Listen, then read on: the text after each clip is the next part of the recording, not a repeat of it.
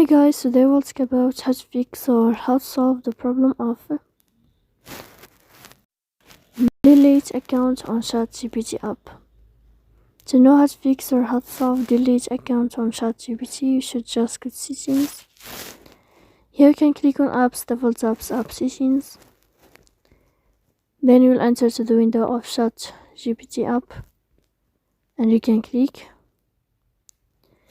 Here we'll enter to the window of first stop and you can click OK.